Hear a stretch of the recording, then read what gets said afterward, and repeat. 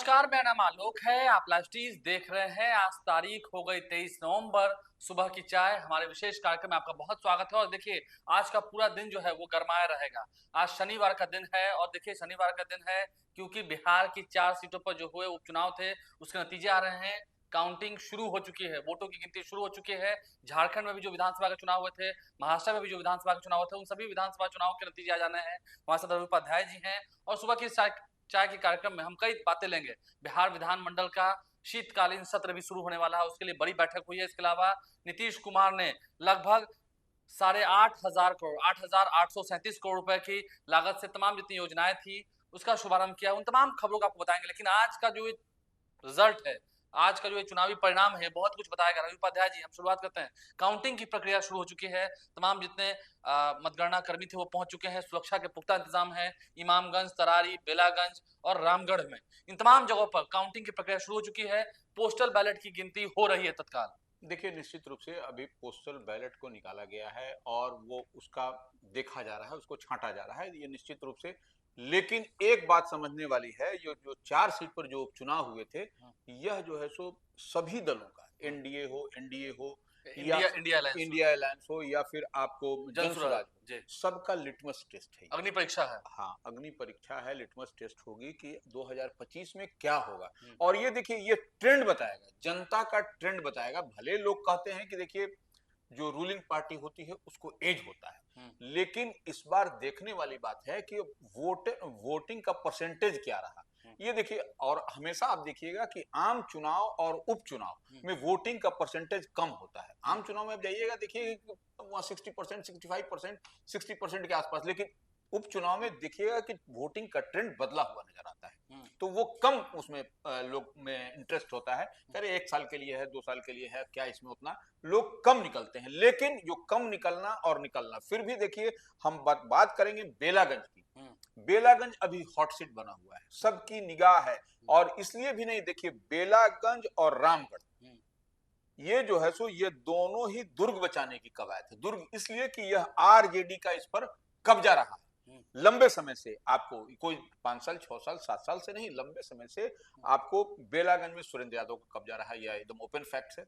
और उनके पुत्र लड़ रहे हैं, विश्वनाथ यादव, और जेडीयू से मनोरमा देवी, एक्स एमएलसी स्वर्गीय बिंदी यादव की पत्नी है, एमएलसी रही हैं। रॉकी यादव उनके बेटे ने काफी मेहनत की है। बिल्कुल, सभी देता है। अशोक चौधरी ने वहां काफी मेहनत की है बेलागंज में। बिल्कुल देखना होगा मगध सम्राट आज अपना किला बचाने में फिर से कामयाब होते हैं या फिर खेल बिगड़ता है, खेल कुछ और बनता है। नहीं, मोहम्मद अमजद भी है, मोहम्मद अमजद जनसुराज के, जनसुराज से मोहम्मद अमजद हैं बेलागंज में। तो वही खेल बनने और बिगाड़ने। पोस्टल बैलेट की गिनती जो है वो शुरू हो चुकी है। बिल्कुल, वोटों की गिनती होगी। और देखिए 28 काउंटर बनाए गए हैं, जो जानकारी 28 टेबल रखे गए हैं। बिल्कुल। और उम्मीद है कि 2 बजे तक, दोपहर 2 बजे तक तस्वीर साफ हो जाएगी। निश्चित रूप से। देखिए, बस अभी जो अगले 1-2 घंटे में तस्वीर निकल कर जो पोस्टल बैलेट है उसकी गिनती के बाद आपको, हम लोग का जब तक वीडियो यह खत्म होगा, आप देखिएगा कि जो है सो पहले राउंड की गिनती समाप्त हो गई और हाँ, जो रुझान है वो निकल वो के आ रहा है। आपको ट्रेंड जो है सो आप, इसीलिए हम कह रहे हैं कि लाइव सिटीज पर आप बने रहिए। आज पूरे दिन बने रहिए। हाँ, हम आपको बताएंगे क्यों किसकी जीत हो गई, कैसे किसकी हार हो गई, कितना वोट आया, किसे कितना वोट मिला,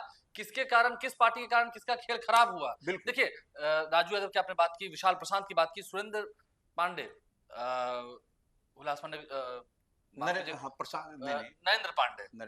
पांडे जो है, सुनील पांडे, बिल्कुल, वो काफी एक्टिव थे, काफी उन्होंने मेहनत की है। जब वो इंडिपेंडेंट लड़े थे तभी 62,000 वोट आया था। आज उनके बेटे क्या चुनाव जीतेंगे, क्योंकि ये आर्य पार की लड़ाई थी। सामने में मालिक राजू यादव थे और श्रीमती किरण सिंह थी वहां पर। हाँ, नहीं देखिए, हम पहले बेलागंज की बात किए, उसके बाद हम तरारी की बात कर रहे हैं। तो तरारी में निश्चित रूप से नरेंद्र पांडे और सुनील पांडे, जो उनका वो क्षेत्र रहा है। हाँ ठीक है, परिसीमन के बाद वो बदला है। परिसीमन जब तरारी का हुआ तो, लेकिन इस पिछले बार भी जो विधानसभा का चुनाव हुआ था उसमें भी नरेंद्र पांडे शॉर्ट मार्जिन से लूज किए थे।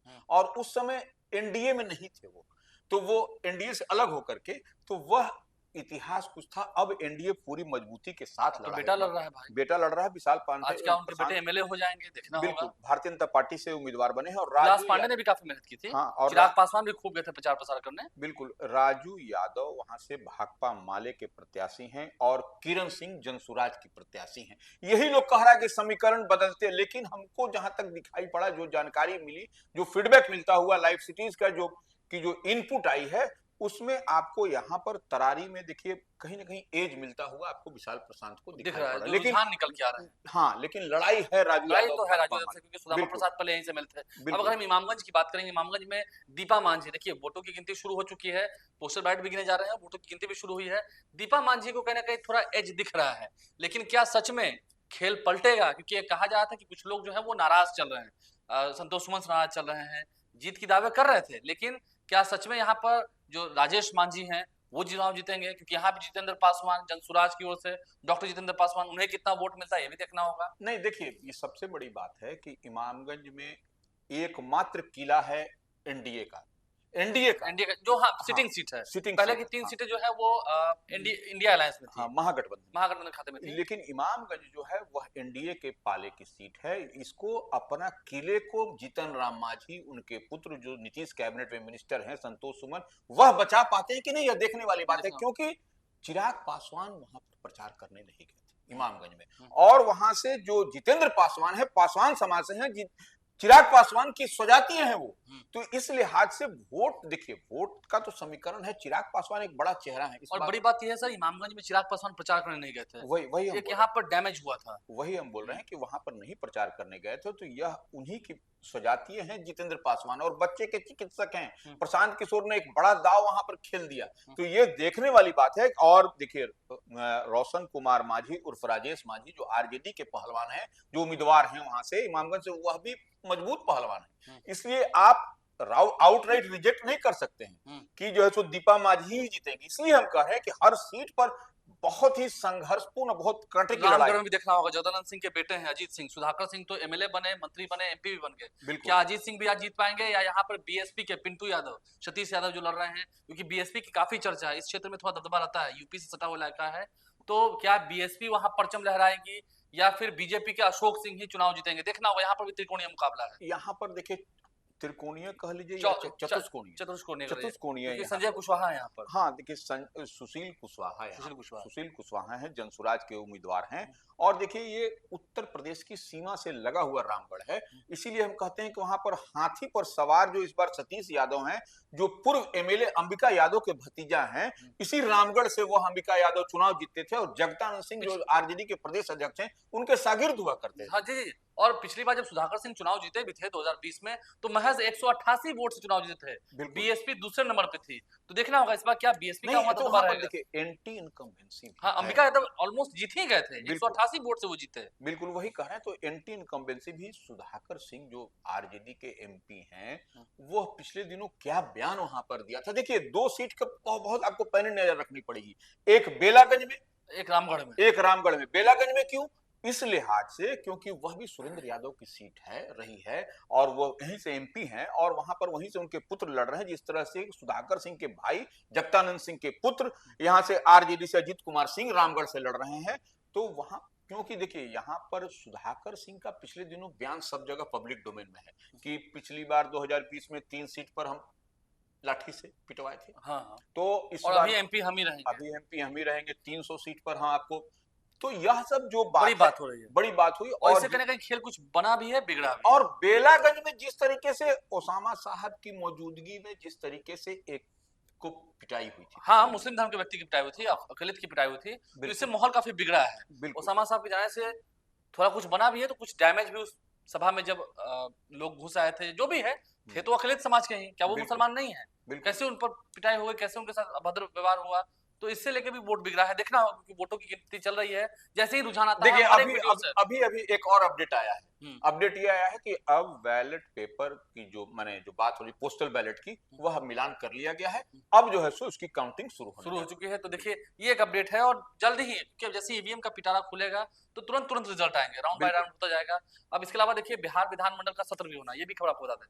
बिहार विधानमंडल का शीतकालीन सत्र होना है सोमवार से। देखिए शनिवार है, जो रिजल्ट आएगा उसका परसों से हंगामा होगा विधानसभा में, विधान परिषद में।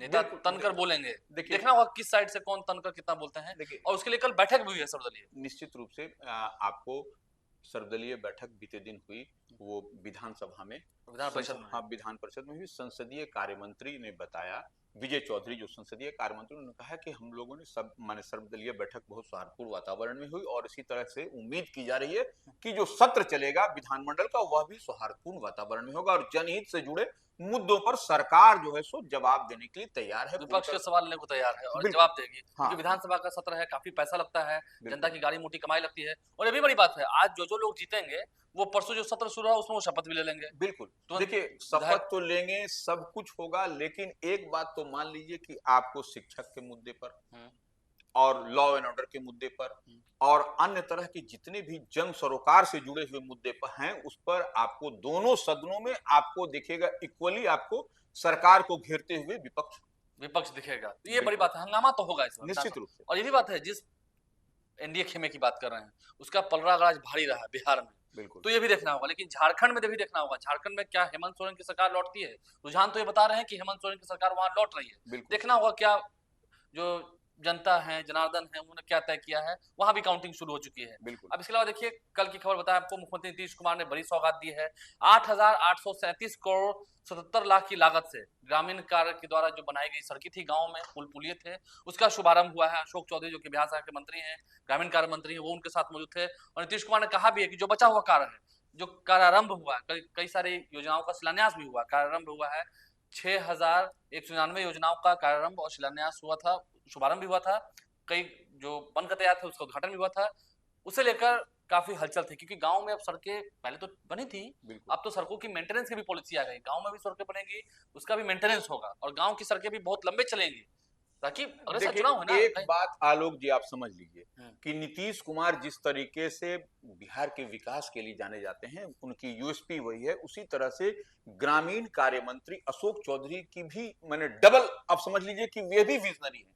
यह भी जो है सो जो इनका जो सो ग्रामीण कार्य, आप देखिए गांव गांव जाइए, पगडंडी पगडंडी सब जगह बन के तैयार, सड़क ढाल दिया। हाँ, तो सड़क जहां बन गया कच्ची है, सड़कें थी वहां पर की सड़कें अब नहीं है। रात में बिल्कुल बल्ब जलता है, मतलब एलईडी बल्ब जलता है, वहां पर रोशनी है, उजाला है। बिल्कुल। आप यहाँ से अब ऐसे इसको तुलना कर सकते हैं, पंजाब के रिमोट से रिमोट एरिया में भी जाइएगा तो आपको पक्की सड़कें मिलेंगी।